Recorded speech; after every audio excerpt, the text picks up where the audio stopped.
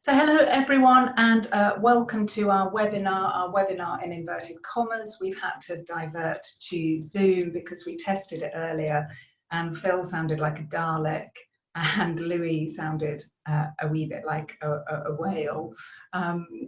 We're going to do this on Zoom and share the link on our business website, boringmoneybusiness.co.uk. So Phil, could you do a quick intro please for people? Yes, well, yeah, my name's Phil. I'm a director at KPMG, and my role is focused on providing kind of regulatory insights, specifically around the advice sector. So in terms of my background, about 14 years or so in industry, in compliance functions, both product provider and advice.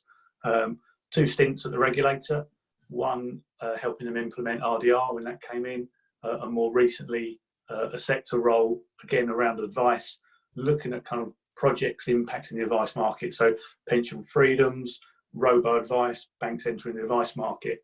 I've also spent about 6 years in consultancy as well, again assisting firms, trying to make them aware of understanding what the implications are. So happy to kind of share my insights from those different perspectives on today's call.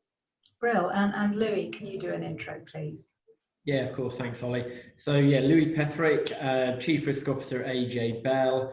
And what that effectively means is that I am responsible for everything compliance, risk, financial crime, and data protection related. Been with AJ Bell for 3.5 years now, and before that in a variety of different risk and compliance related roles.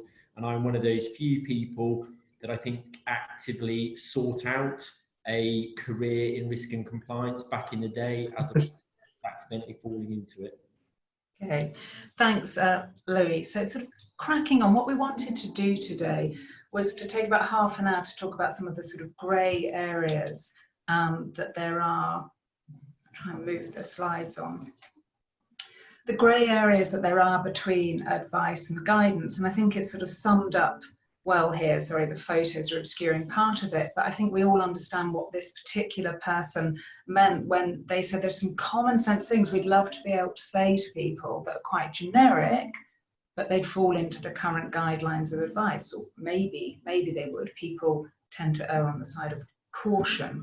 So Phil, you were just going to give us a couple of minutes on how we got to the position, the regulatory position that we find ourselves in. Perfect. Yeah, happy to, Ollie. So I think in terms of trying to answer that question, I guess there's probably kind of probably 3 key kind of actors in play here. So we kind of walk through those and spend a little time on each. So firstly, it's customers. So I think the first obvious thing to say is older and richer customers are really well served in the advice market. So again, when we're here, we're talking very much more about the mass market. FCA survey data will tell us they either don't want or they can't afford advice in terms of full investment advice. But there's another element in there, which is actually, there's an argument of whether they actually need that advice or not. When we look at kind of, there's only 5% of customers have a cash savings account, and actually therefore a smaller proportion will need advice. I guess it's what customers are not necessarily looking for is full investment advice. They're looking for something that helps them make decisions, and that could be kind of in terms of kind of holistic support, a kind of a goal canvas, a ready reckoner, something that gives them some assurance about them making the right decision and them not choosing something that's fundamentally wrong.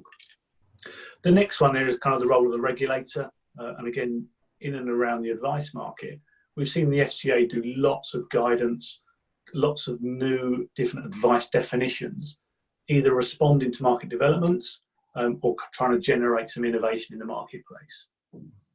However, what we have is a combination of the regulatory outcomes focus as it is, but also some real quite deep and technical definitions in and around advice. So when you put those two together, you get kind of inherent complexity where conceptually firms will understand it. When you start to apply it in practical applications, it's really quite nuanced and very subjective as to whether something typically falls over into being advised or non-advised. So because of this, the regulator is really going to struggle to give kind of safe harbours for firms, to give them that certainty about kind of where those boundaries lay. Thirdly, we've got kind of the actual firms themselves. Now, they'll want that regulatory certainty that I just mentioned. They'll want to make sure that the solution they design generates good customer outcomes, but doesn't overstep the permissions that they have. So, as I've touched on, because the application is so nuanced, what we unfortunately sometimes see is firms opt for that safer place of, I'll just provide information, rather than going that step further and providing something that could be construed as advice. And then the final point there is firms will have their own risk appetite in relation to advice risk, and some of them will have that kind of corporate memory of previous mis-sellings or FOS adjudications that again cause some challenges around firms really providing the support that we think customers need. Yeah, and we definitely see that. I think there's almost a correlation between the size of the company and the risk appetite in this spectrum. Absolutely. I mean, perhaps then sort of thanks for that backdrop. If we then sort of move on to some of the case studies and bring Louis in as the sort of one of the practitioners, one of the firms, we picked out 3 examples we're going to talk through today. Fund selection, of course, brought very much into the discussion last year by Woodford. Cash, people who have too much cash, arguably, in their accounts, what can we do about that? How can we contact them? And risk profiling, does that really sort of help people? Do we go far enough? So sort of moving on to fund selection, and I've just pulled a few things here to share with you. I mean, we definitely know that which investment to pick is the single biggest concern that investors, that DIY investors have. 70% there sort of, when we researched this in the last month, saying they want help with knowing where to invest. And this is definitely one of the main questions we get from our Boring Money readers, which I don't feel, of course, we can answer, you know, which funds should I pick? And quite often I'll go back to someone and say, I can't tell you that. And they come back and go, okay, so which funds have you got in your ISA? I'm like, no, I can't do that. You can see here the sort of percentage when we sort of went up very recently in light of recent market crashes and said to people, you know, if you could ask a financial advisor just one thing, what would it be? And again, sort of as always, as I'd expect, it's that where should I invest, what funds, what sectors? So Louis, sort of your thoughts, I guess, as someone running or sitting within AJ Bell, both the advised and the sort of execution only side, how sort of far we can go to help people with those questions, what your experiences are. Yeah, so if I look at the You Invest side of the business, which is the direct to customer proposition, we, like many other firms, have a favourite fund list. I know other firms might call them something different, but effectively what that is we have an investment team who do a significant amount of research. The criteria of that research is published on the website, so it's complete transparency, and they will come up with a list of funds that meet that specific criteria over a range of sectors, be it growth, be it income, you know, whatever the case is. And we know from our own information that customers find that useful. You know, if they come to the website, they know they want to invest, they want to do it themselves, but they don't know where to go. The favourite funds allows them an opportunity to pick a sector, pick what, you know, income or growth, and then to choose a fund, knowing that it's gone through a significant amount of due diligence. What we then find, though, is that the ongoing communication is really challenged by the rules around advice and the PERG rules, and even the clarification as part of FAMR that the FCA produced. So, for example, if we had someone in a particular fund and then a year later we decided to remove that fund because our ongoing due diligence highlighted a liquidity issue with the fund maybe, or a strategic change in direction, or maybe even the fund manager had been replaced, we couldn't communicate just to that group of customers who had selected that fund, because as per the FCA rules, it would be classed as given advice effectively. What we then find ourselves having to do is to communicate to a much wider group of customers who aren't necessarily invested in that fund, but are just invested in a favourite fund, and give them that information to get away from it being too tailored. Now, clearly, what this does is, for a certain number of customers, it's completely irrelevant to them, and they just disengage from it. And the risk you run is that for those customers who really should engage with that, understand it and consider whether or not it would make their investment decision any different, that they miss it. They just don't see it. And you know, we've had this conversation with the regulator in terms of what the negative outcome for the customer could be when they receive information that just isn't relevant to them, but they keep coming back to the point that it can't be tailored to a customer circumstance. Otherwise, you then run the risk, and this is always the case, it's running the risk of it being construed of advice. Okay.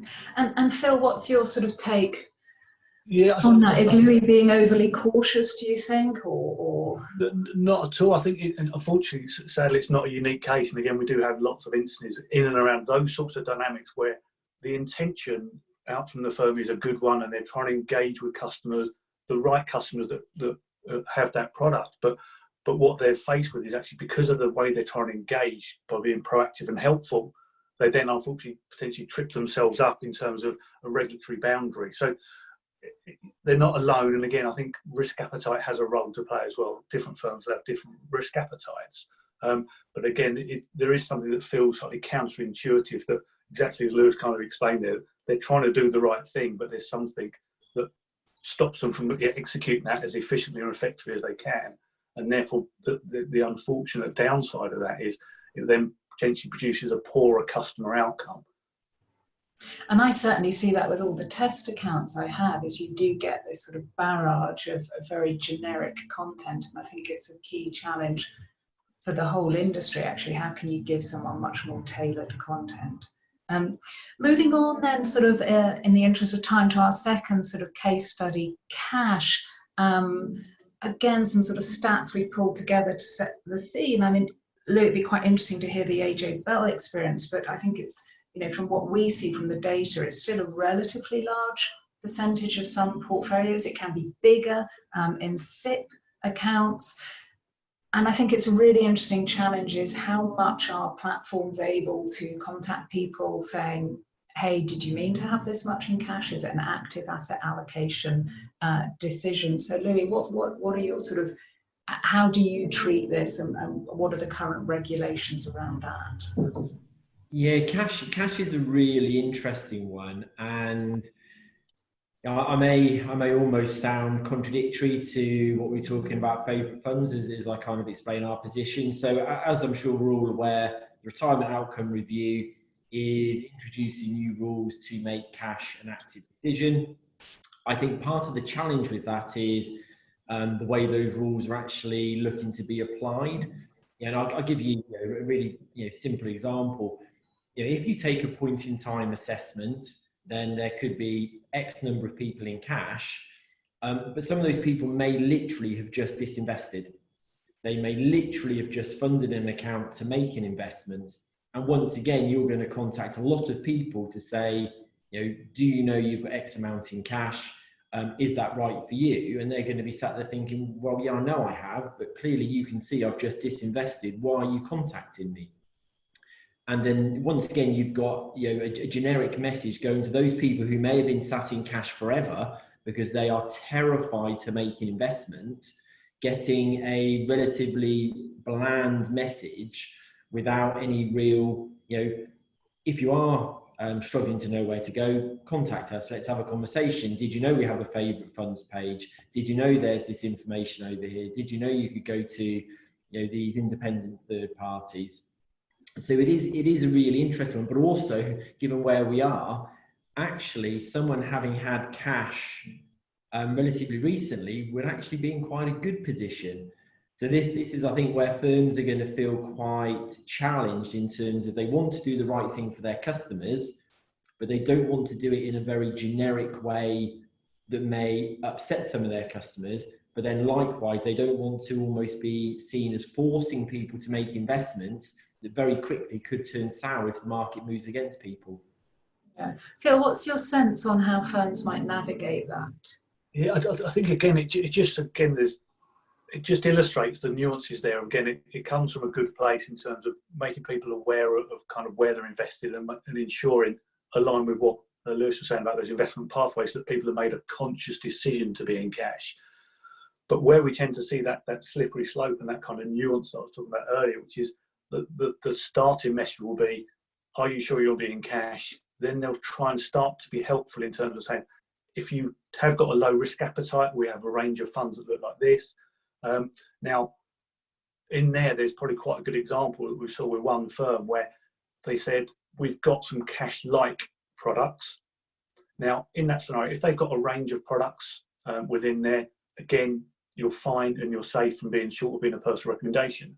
However, in that instance, the firm had a single product in that category, and therefore that then gets caught as an implicit recommendation. So how big is a range, Phil? I mean, I always want to get to numbers. I know you can't, but like, is it 5? Is it 10? I think I tend to work off the rule of 3 because I'm simple, but I think you need to be three or north of 3. And then I think people can make a real choice, because again, there's a couple of things in play. First, there's information asymmetry that we all know, but again, there is also that choice overload, which is exactly the reason why there are kind of favourite funds lists, and they do a good job. And doesn't this all come back to understanding and customer? I don't personally like the word education, but I guess then, Louis, ideally, would it not then feed through to a sort of suite of tools or content where you're actually pointing people to tools to help them make the decisions, and your communication is simply to alert them to those tools? Because of course the cash decision is largely determined by timeframes as much as generic risk appetite.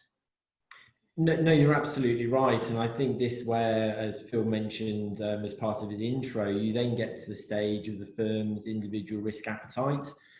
So how much guidance, how much signposting, how much education do we feel comfortable to give without someone down the line coming back or having a case go to FOS and then say, yeah, but AJ Bell told me this, or AJ Bell, their flow took me to this page, so I assumed they were recommending I took a particular action.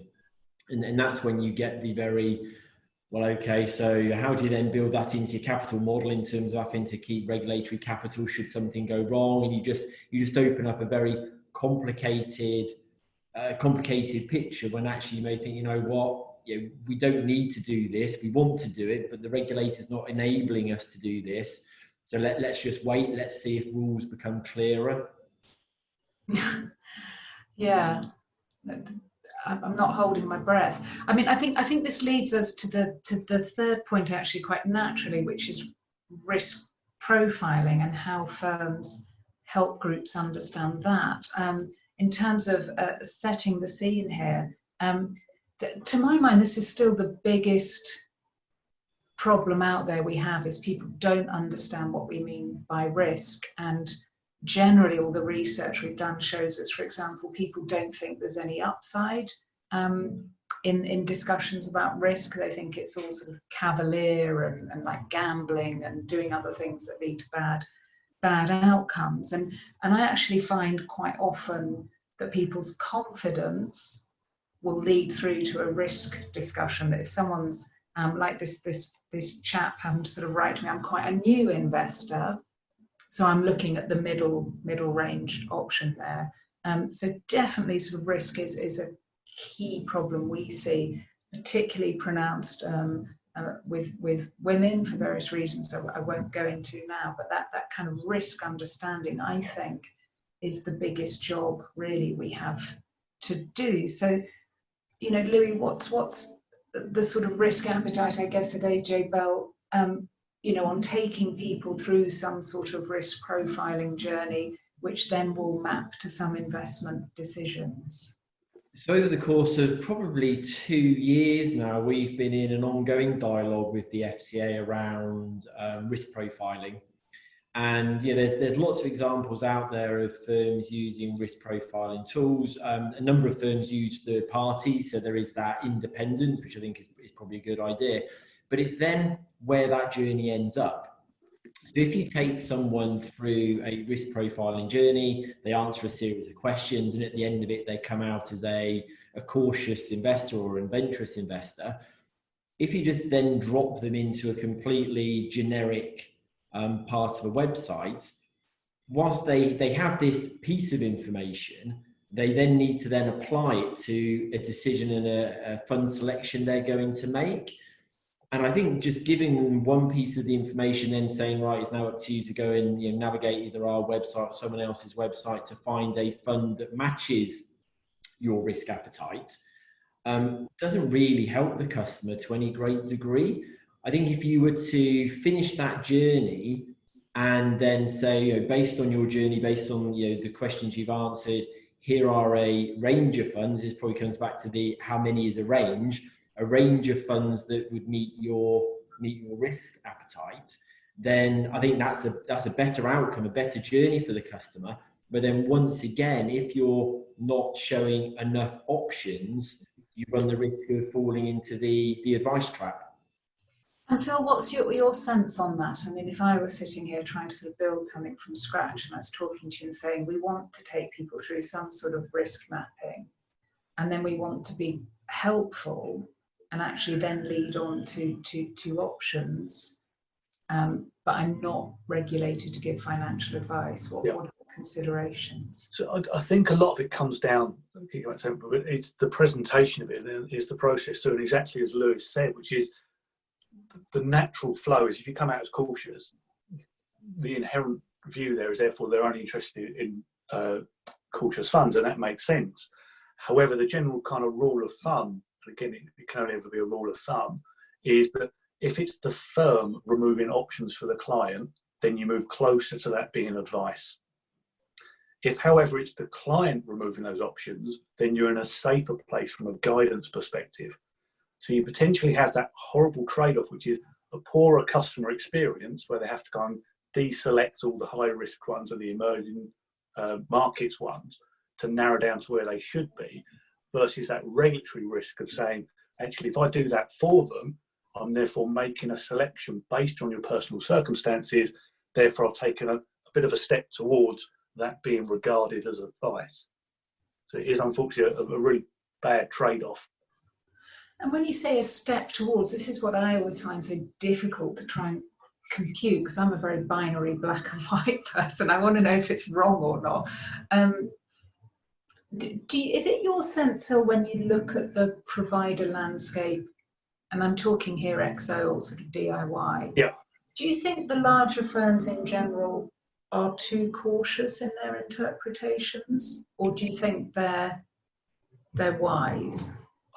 I think it's one of those things. There was a really good example of a firm that when I was at the FCA off the back of pension freedoms, again, the complexity, the choices, all the interplays there, they developed a really complicated but comprehensive but intuitive decision tree that kind of held the customer's hand all the way through. Do you want this? Is this more interesting to you than that? And it was really, really good customer experience. They walked us through it when we went to go and see the firm. We said, that's great. That exactly ticks the customer outcomes box. There's lots of trapdoors, there's lots of handoffs.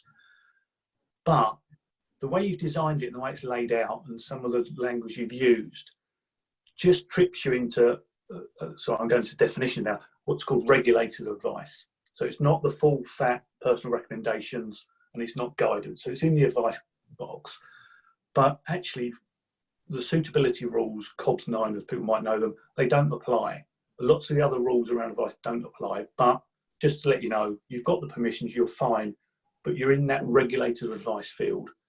So they went, brilliant, that's great feedback. We went to go and see them about a month or so later and said, oh, how are you getting on with the decision tree? And they'd thrown it away. They'd screwed it up and thrown it away, exactly because of that aversion to advice risk. That because they felt they were in that regulated advice field, as Louis kind of mentioned, you open yourselves up to a FOS risk or to a future piece of regulation that says, actually, we're treating all regulated advice as the same. And therefore, what they replaced that with was quite a static PDF of information. So again, that's why I was talking at the start. Some of the challenges are around risk appetite, FOS risk, the future mis-selling fear as well. But unfortunately, sometimes that's the detriment of kind of customer outcomes. I think, Holly, if I can just jump in, I think the FCA do feel that firms aren't innovative enough. Mm-hmm. I think the FCA, and don't get me wrong, the FCA have been brilliant with their level of engagement with us, wanting to have conversations, us sharing examples of what we, the fund example we've shared with them, and pointed out the negative customer outcomes as a result. But I do genuinely believe they feel their guidance is crystal clear, and they're looking at the industry thinking, I don't understand why firms aren't taking advantage of it. And it's only when we start having a dialogue with them in how, why we're not taking those decisions, how from as Phil said, from a practitioner perspective, the challenges of it and what then the consequences could be, that you kind of see them, oh yeah, okay, that makes sense, I understand now. So there is a challenge. And sort of moving on, I'm just conscious of time. We're sort of up to time now. Just, I guess, some of the closing thoughts. And I mean, we've had a super quick canter through some really complex topics. Louis, I guess coming to you first. I mean, how do you think regulation could change to help customers? Or if you could pick one thing, of course, as the ambulance goes past, sorry if you can hear that. Alarming backdrop. If there was one thing you could change or that you'd like to be able to do that with your risk hat on you don't feel able to, but you think would give better customer outcomes? I think it's the risk profiling.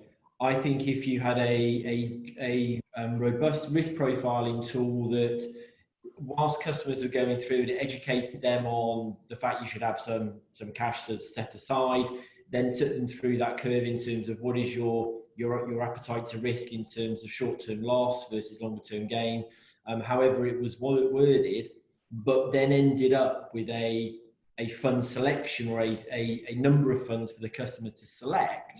I think that would be incredibly beneficial for customers from an outcome perspective and for their confidence perspective. Okay. And Phil?